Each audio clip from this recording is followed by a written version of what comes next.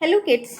आज हम माइक्रोब्स और एंटीबायोटिक्स के ऊपर डिस्कस करेंगे। अ, हम देखते हैं कि एंटीबायोटिक्स क्या होती है और इनको हम एंटी माइक्रोबियल भी बोलते हैं। इनको हम एंटीबायोटिक या एंटी माइक्रोबियल भी बोलते हैं। वर्ड एंटी जो है, एंटी ये क्या है? एक ग्रीक वर्ड है और इसका मतलब क्या है? अगेंस्ट। अगेंस्ट है ना। मैं कलर चेंज कर देती हूँ। ठीक है। एंटी वर्ड का मतलब है अगेंस्ट। ठीक है। और बायो का मतलब क्या है? बायो मतलब लाइफ। इसका मतलब क्या है? इसका मतलब है अगेंस्ट लाइफ। Against life. ठीक है। तो एंटीबायोटिक्स वो केमिकल सब्सटेंस है, ठीक है, जो कि प्रोड्यूस होते हैं कुछ माइक्रोब्स के द्वारा। ठीक है। और वो किल कर सकते हैं या रिटार्ड कर सकते हैं ग्रोथ दूसरे माइक्रोब्स की या डिजीज कॉजिंग माइक्रोब्स की। और इस फिनोमिनन को हम बोलते हैं क्या? एंटीबायोसिस। एंटीबायोसिस, इस फिनोमिनन को हम क्या बोलते हैं? एंटीबायोसिस। तो आपके एंटीबायोटिक्स आर केमिकल सब्सटेंसेस है, ठीक है, विच आर प्रोड्यूस्ड, ठीक है, जो कि प्रोड्यूस होते हैं कुछ माइक्रोब्स के द्वारा एंड कैन किल और retard the growth of other microbes. मतलब वो केमिकल सब्सटेंस जो किसी एक माइक्रोब्स के द्वारा प्रोड्यूस होते हैं, ठीक है, और उनमें ऐसी क्षमता होती है कि वो जो डिजीज कॉजिंग माइक्रोब्स हैं उनकी ग्रोथ को वो रिटार्ड कर सकते हैं या उनको किल कर सकते हैं। ठीक है। और ये प्रॉपर्टी जो एंटीबायोटिक्स की to kill pathogenic micro organism, इसको हम क्या बोलते हैं? ऑटोबायोसिस। ठीक है। तो जो प्रॉपर्टी एंटीबायोटिक्स की जो कि यूज की जाती है for killing pathogenic micro organism, इसको हम क्या बोलते हैं? ऑटोबायोसिस। ठीक है। तो यहाँ पर आप देख सकते हैं एंटीबायोटिक या इसको एंटी माइक्रोबियल एजेंट भी बोला गया है। तो antibiotic chemical produced by a micro organism, जो केमिकल माइक्रो ऑर्गेनिजम्स के द्वारा प्रोड्यूस किए गए हैं और दैट किल्स और inhibits the growth of another micro organism. कि फॉर एग्जांपल अगर अपन ले कि कोई हम यहाँ पर ले लेते हैं एक कोई ए बैक्टीरिया है, ठीक है, और एक कोई बी बैक्टीरिया है। ठीक है। ठीक है। इन दोनों में कंपटीशन है सर्वाइविंग के लिए। ठीक है। और बी बैक्टीरिया जो है, बी बैक्टीरिया प्रोड्यूस कर रहा है कोई केमिकल्स। ये बी बैक्टीरिया जो है कोई प्रोड्यूस कर रहा है केमिकल्स जो कि ए बैक्टीरिया को क्या कर रहा है? किल कर रहा है। और इसके अलावा जो ये ए बैक्टीरिया है वो क्या है? वो हार्मफुल है या डिजीज कॉजिंग है। ठीक है। तो हम बी बैक्टीरिया के केमिकल्स जो है वो यूज करेंगे। ठीक है। We can use the chemicals जो कि सिक्रीट हो रहे किससे? बी बैक्टीरिया से, जिससे कि क्या होगा? जो ए बैक्टीरिया होंगे उनकी डेथ हो जाएगी और इससे हमारी जिनको डिजीज कॉज हो रही है उन उन उनको क्या होगा? वो बच पाएंगे। तो इनको हम क्या बोल सकते हैं कि दुश्मन, एक दुश्मन जो है, मतलब दुश्मन का दुश्मन जो है वो क्या कहलाता है? दोस्त कह सकते हैं हम। ठीक है। अब anti microbial agent, anti microbial मतलब वर्ड ही आपको नाम से ही समझ में आ रहा है कि केमिकल दैट किल्स और inhibits the growth of micro organism. वो केमिकल जो कि किल करता है या इनहिबिट करता है या रोकता है ग्रोथ ऑफ माइक्रो ऑर्गेनिज्म। तो वर्ड एंटीबायोटिक आपको समझ में आया होगा कि वो केमिकल जो कि माइक्रो ऑर्गेनिजम्स के द्वारा प्रोड्यूस किए जाते हैं और वो केमिकल्स जो प्रोड्यूस किए जाते हैं माइक्रो ऑर्गेनिज्म के द्वारा वो किल करते हैं या इनहेबिट करते हैं ग्रोथ किसी दूसरे माइक्रो ऑर्गेनिज्म की। इसको हम क्या बोलते हैं? एंटीबायोटिक। अगर हम ब्रीफ हिस्ट्री की बात करें तो 1928 में पेनिसिलिन जो है वो डिस्कवर हुई थी बाय फ्लेमिंग। 1932 में sulphonamide anti microbial activity discover हुई थी। 1943 में जो ड्रग कंपनीज है उन्होंने मास प्रोडक्शन किया किसका? पेनिसिलिन का। 1948 में सिफेलोस्पोरिन्स प्रिकर्सर जो है वो sent to Oxford for synthesis. 1952 में इराइथ्रोमाइसिन वो डिराइव हुआ था फ्रॉम स्ट्रेप्टोमाइसिस इराइथ्रस। 1956 में vancomycin introduced for penicillin resistant staphylococcus. ठीक है। 1962 में quinolone antibiotic was first discovered. 1970s में linezolid discovered but not pursued. 1980 में fluorinated quinolones introduce making them clinically useful. और 2000 में linezolid introduce into clinical practice. तो ये एक ब्रीफ हिस्ट्री है जो हमको एंटीबायोटिक्स के बारे में आपको जानकारी देती है। यहाँ पर आप देख सकते हैं हम क्या बोल रहे हैं कि वो केमिकल्स जो कि प्रोड्यूस होते हैं माइक्रोब्स के द्वारा। ठीक है। तो ये क्या है, chemical substance which are produced by some microbes and can kill retard the growth of other microbe. इनको हम क्या बोल रहे हैं, एंटीबायोटिक्स। ठीक है। तो यहाँ पर आप देख सकते हैं कि यहाँ एंटीबायोटिक के नेम है, जैसे sulfanilamide, penicillin, streptomycin, cephalosporin, bacitracin, polymyxin, neomycin, oxytetracycline. ठीक है। क्लोरेमफेनिकोल। ठीक है। ये सब क्या है, एंटीबायोटिक्स है। और इनके नेचुरल सोर्स क्या है, जैसे पेनिसिलिन है तो इसका नेचुरल सोर्स क्या है, पेनिसिलिन नोटेटम। ठीक है। पेनिसिलिन का सोर्स क्या है, पेनिसिलिन नोटेटम। स्ट्रेप्टोमाइसिन है तो स्ट्रेप्टोमाइसिन का नेचुरल सोर्स क्या है, स्ट्रेप्टोमाइसिस ग्रेसियस। आपके सिफेलोस्पोरिन है तो इसका है सिफेलोस्पोरियम एक्रियोमोनियम। बैक्टीरेसिन है तो बैसिलस सबटाइलिस। ठीक है। क्लोरेमफेनिकोल है तो इसका क्या है, स्ट्रेप्टोमाइसिस वेनिजुएली। और आपके क्लोरोटेट्रासाइक्लिन को देखें तो इसका नेचुरल सोर्स है स्ट्रेप्टोमाइसिस ओरिफेसियंस। नियोमाइसिन है तो इसका क्या है, स्ट्रेप्टोमाइसिस फ्रेडी। ठीक है। तो ये इंपॉर्टेंट है कि आपको अगर कोई पहली बात तो एंटीबायोटिक क्या है ये हम समझ गए कि भाई एंटीबायोटिक वो केमिकल सब्सटेंस है जो कि एक माइक्रोब द्वारा प्रोड्यूस किए जाते हैं और उस सब्सटेंस को हम यूज करते हैं किल करने में या रिटार्ड ग्रोथ को रिटार्ड करने में किसी माइक्रोब, दूसरे डिजीज कॉजिंग माइक्रोब के। ठीक है। तो यहाँ पर आपको देख सकते हैं कि जो पेनिसिलिन है वो उसका नेचुरल सोर्स क्या है या माइक्रोबियल सोर्स क्या है, ये पेनिसिलिन पेनिसिलियम नोटेटम। ये इंपॉर्टेंट है, आपको पता होना चाहिए कि ये एंटीबायोटिक का माइक्रोबियल सोर्स या नेचुरल सोर्स ये पर्टिकुलर है। ठीक है। जैसे स्ट्रेप्टोमाइसिन है तो आपको पता होना चाहिए कि स्ट्रेप्टोमाइसिन का नेचुरल सोर्स क्या है, स्ट्रेप्टोमाइसिस ग्रेसियस। ठीक है। इसके अलावा क्लोरेमफेनिकोल है, क्लोरेमफेनिकोल का आपके माइक्रोबियल सोर्स क्या है, वो है स्ट्रेप्टोमाइसिस वेनिजुएली। ठीक है। टेट्रासाइक्लिन है या टेट्रामाइसिन है तो उसका आपके नेचुरल सोर्स क्या है, तो वो हो गया स्ट्रेप्टोमाइसिस रिमोसस। ठीक है। और फॉर एग्जांपल आप देखें कि क्लोरोटेट्रासाइक्लिन है तो उसका नेचुरल सोर्स क्या है, वो स्ट्रेप्टोमाइसिस ओरियोफेसियंस। नियोमाइसिन है तो उसका नेचुरल सोर्स क्या है, स्ट्रेप्टोमाइसिस फ्रेडी। तो ये आपको पता होना चाहिए कि भाई ये पर्टिकुलर एंटीबायोटिक है तो ये किसके द्वारा प्रोड्यूस हो रही है या इसका नेचुरल सोर्स क्या है या इसका माइक्रोबियल सोर्स क्या है।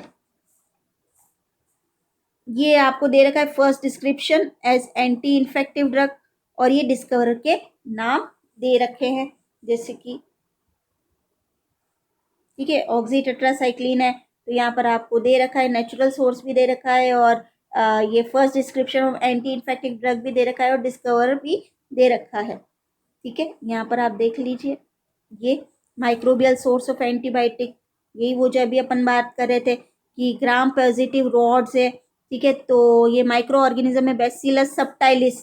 ठीक है। बैसिलस सबटाइलिस का अपने देखा था कि एंटीबायोटिक जो प्रोड्यूस होता है रिप्रेजेंटेटिव सोर्स ऑफ एंटीबायोटिक वो है बैक्टीरेसिन।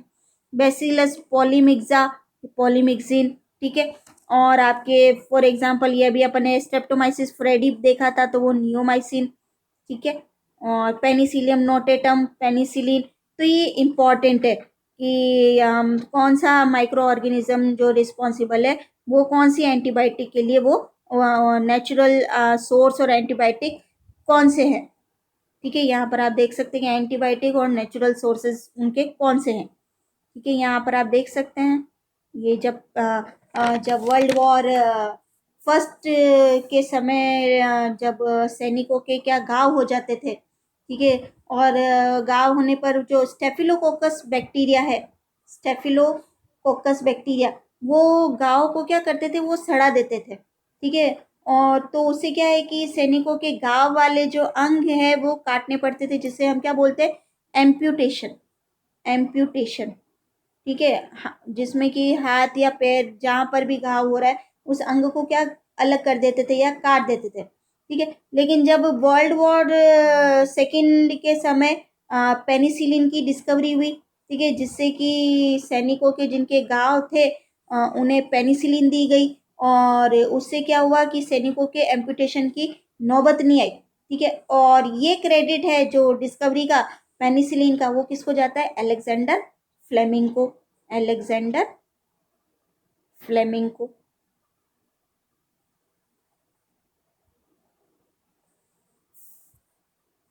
ठीक है, यहाँ आप फोटोग्राफ में देख सकते हैं यहाँ पर कि किस तरीके से एंटीबायोटिक्स जो है वो जान बचाने में हेल्प कर रही है।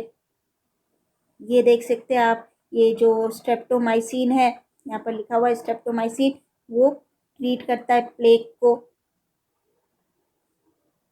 यहाँ फोटोग्राफ में देख सकते हैं।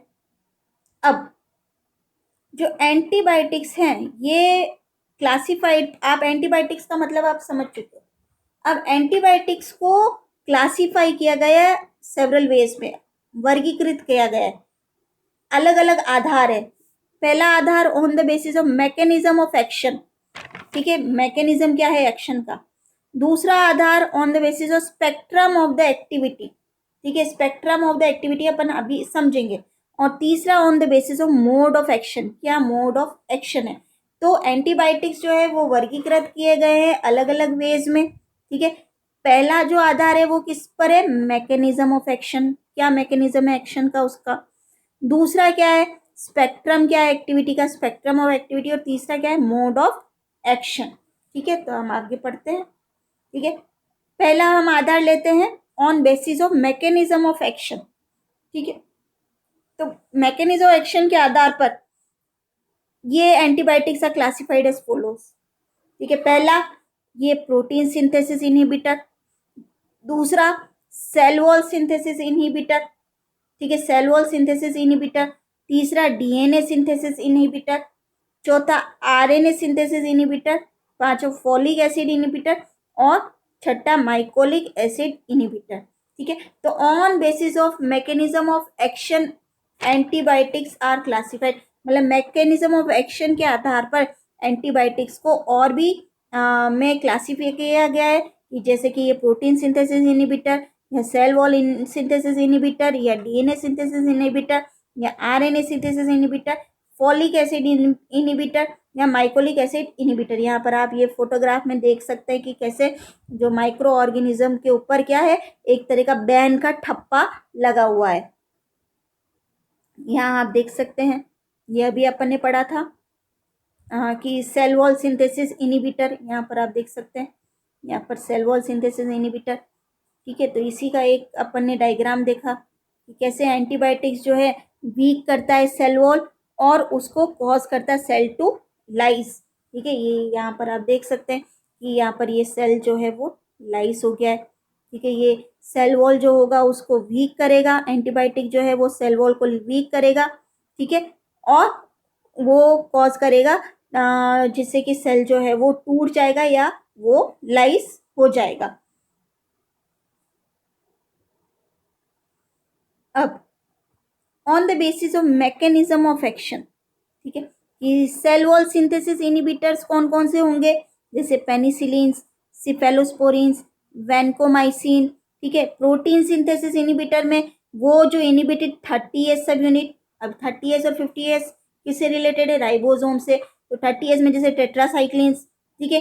50S यूनिट में आपके देख सकते हैं कि ये स्ट्रेप्टोग्रामिन्स, क्लिंडामाइसिन, क्लोरेमफेनिकोल।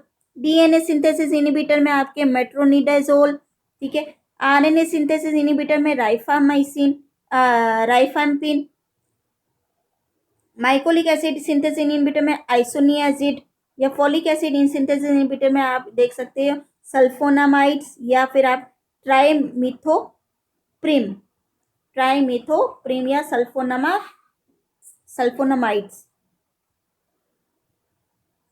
अब दूसरा है on the basis of spectrum of activity. Spectrum of activity के आधार पर जो एंटीबायोटिक्स है उनको क्लासिफाई किया गया है, ब्रॉड स्पेक्ट्रम एंटीबायोटिक्स, ठीक है, और दूसरा है आपका शॉर्ट स्पेक्ट्रम एंटीबायोटिक्स, ठीक है। स्पेक्ट्रम एंटीबायोटिक्स के आधार पर, स्पेक्ट्रम ऑफ एक्टिविटी के आधार पर, ठीक है, स्पेक्ट्रम ऑफ एक्टिविटी के आधार पर इनको दो में डिवाइड किया गया है, ब्रॉड स्पेक्ट्रम एंटीबायोटिक्स और शॉर्ट स्पेक्ट्रम एंटीबायोटिक्स।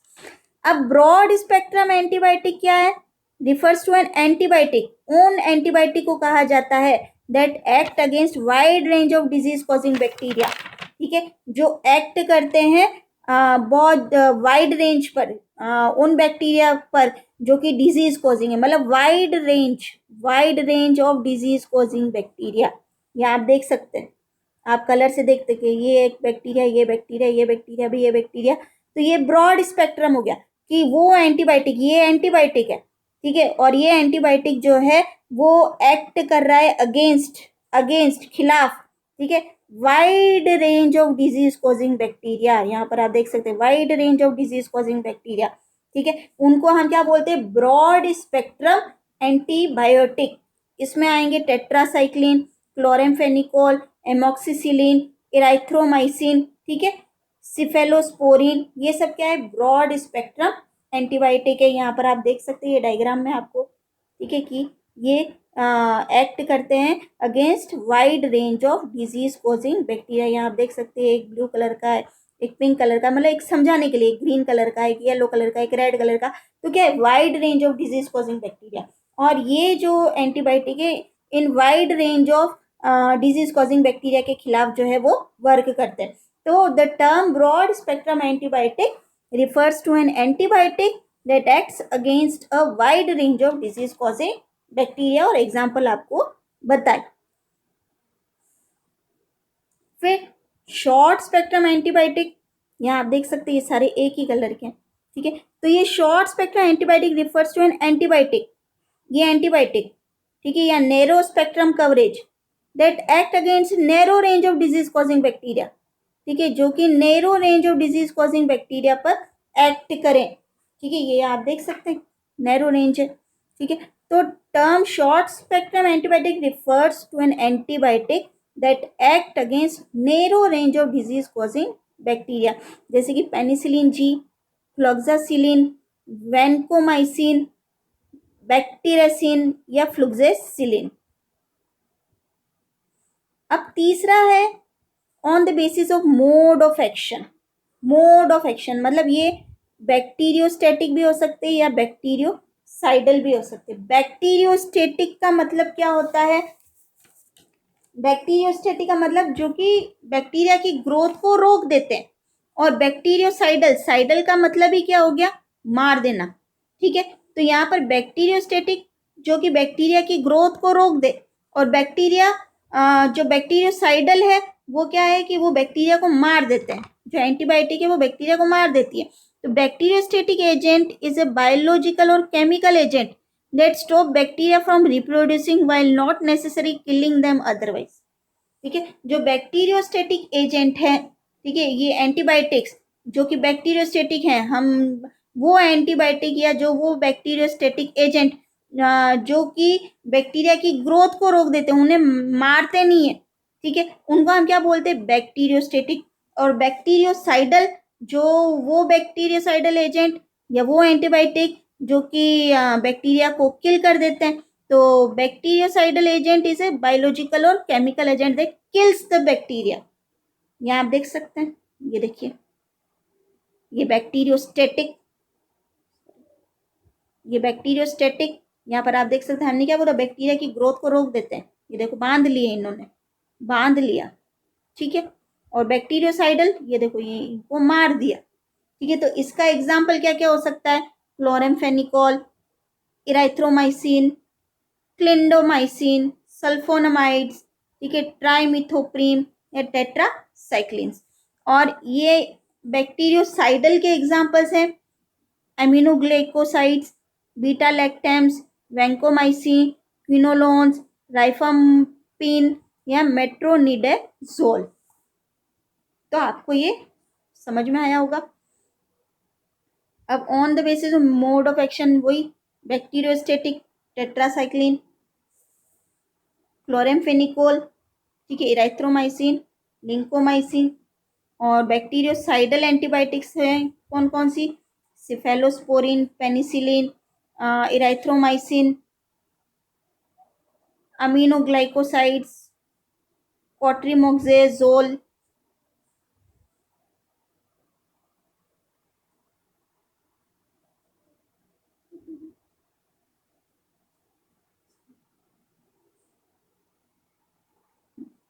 अब uses pneumonia, sepsis, meningitis, gall infection, skin infection, mucus membrane infection, diphtheria, gynecologic infection, ENT infection, fungus infection, quinsy, scarlet fever, Siberian ulcer, इन सब में इनका यूज किया जा सकता है।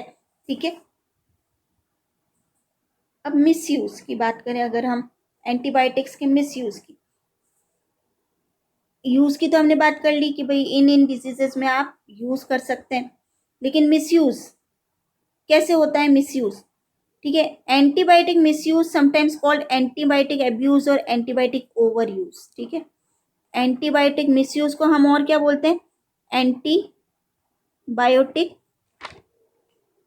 अब्यूज, या फिर इसको हम क्या और बोलते हैं, एंटीबायोटिक ओवर यूज।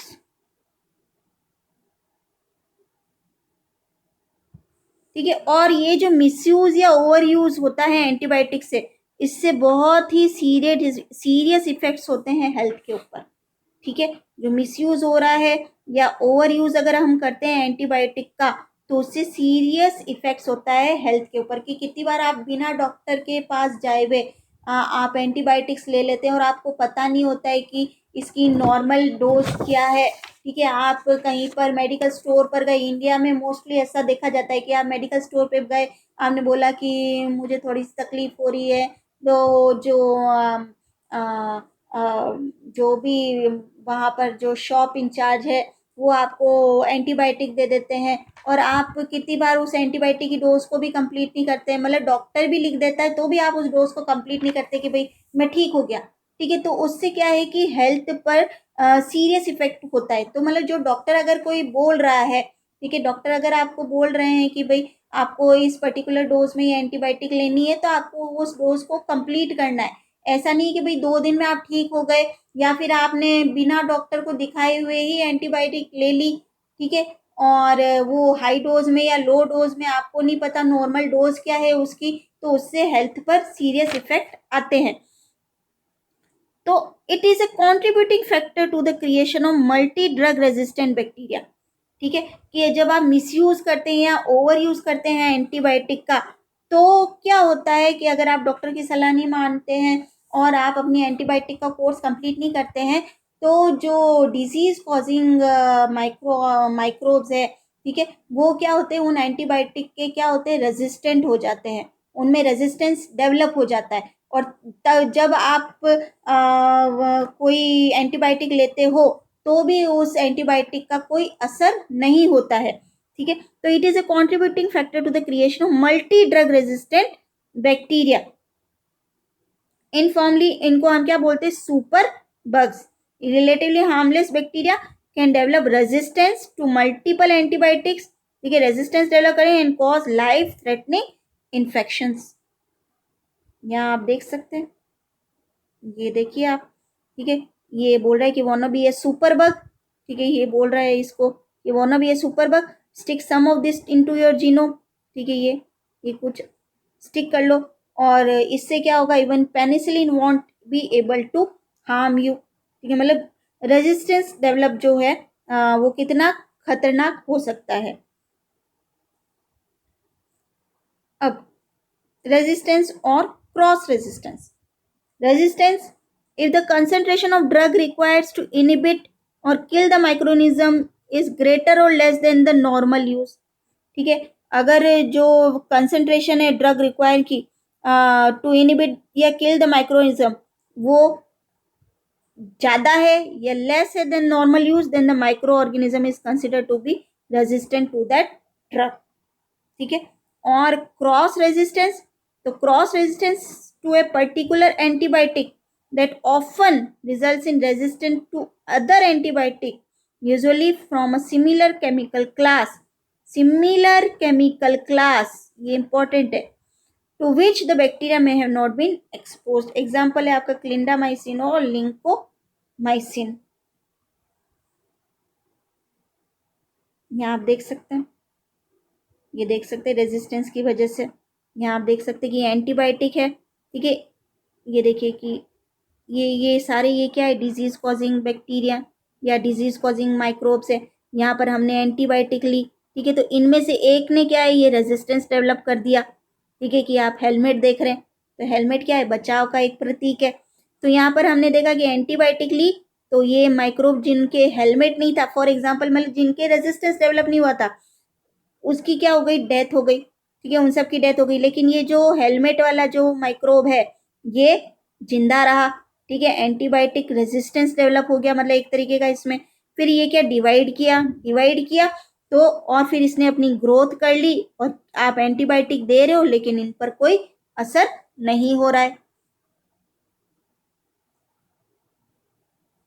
तो रेजिस्टेंस टू एंटीबायोटिक्स, ठीक है, रेजिस्टेंस टू एंटीबायोटिक्स, तो bacteria and virus are very resourceful creatures and they have developed resistant mechanism to essentially every antibiotic.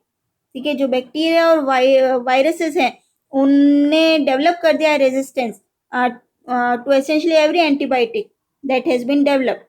ठीक है, moreover increase use of antibiotic results in increase resistance. ठीक है, कि अगर हम ज़्यादा यूज करते हैं एंटीबायोटिक्स को, उससे क्या है कि रिजल्ट्स इन इंक्रीज रेजिस्टेंस। और द बेसिक रेजिस्टेंस मैकेनिज्म जो होते हैं ये क्वाइट सिंपल होते हैं, जैसे modify the antibiotic, modify the target of the antibiotic, destroy the antibiotic, antibiotic को डिस्ट्रॉय कर ले, या modify it more difficult for the antibiotic to get into the cell. ठीक है, या actively remove the antibiotic from the cell. Possible side effects क्या हो सकते हैं। ठीक है, although there is a long list of side effects, लेकिन उनमें से कुछ डायरिया हो सकता है, ब्लोटिंग हो सकता है, इनडाइजेशन हो सकता है, abdominal pain, loss of appetite, भूख नहीं लगना। ठीक है, बीइंग सिक, बुखार आ जाना, फीलिंग सिक। ठीक है, इच्ची स्किन रैश, कफिंग और लाइफ थ्रेटनिंग एलर्जिक रिएक्शन तक हो सकती हैं। तो अब आइडियल एंटीबायोटिक कौन सी होनी चाहिए।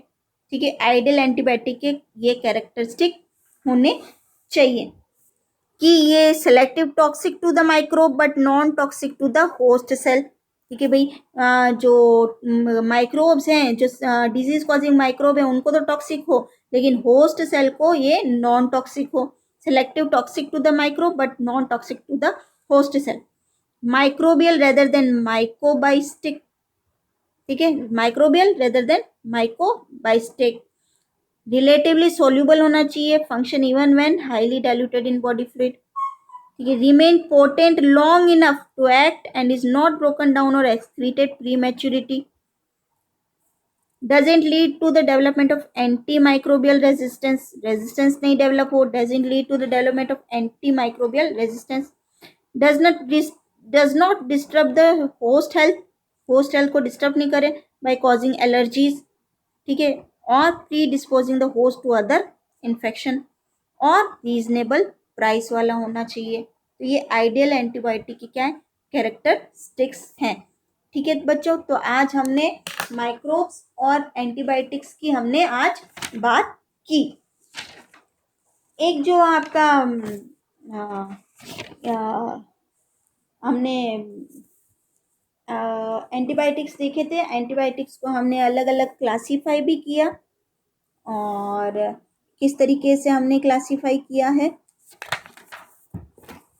और हमने ये एक बार हम वापस से देख लेते हैं कि एंटीबायोटिक्स क्या है। एंटीबायोटिक्स आर सब्सटेंसेस और प्राइमरीली जो प्रोड्यूस होते हैं by certain harmless micro organism which in low concentration are antagonistic to the growth of other micro organism such as pathogenic bacteria. ठीक है।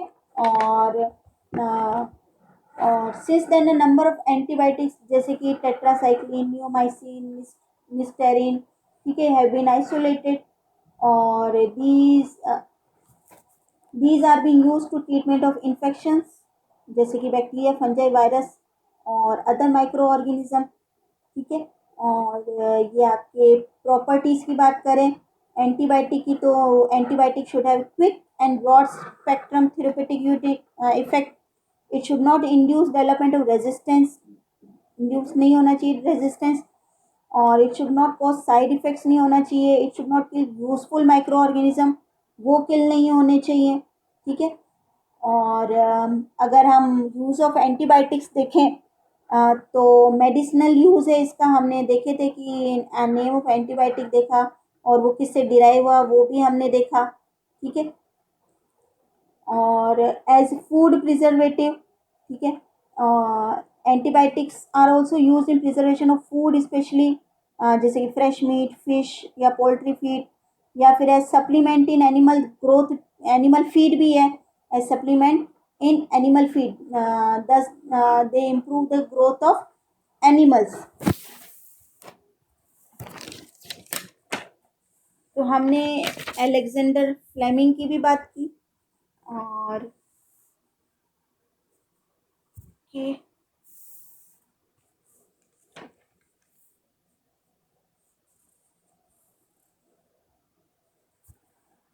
Thank you.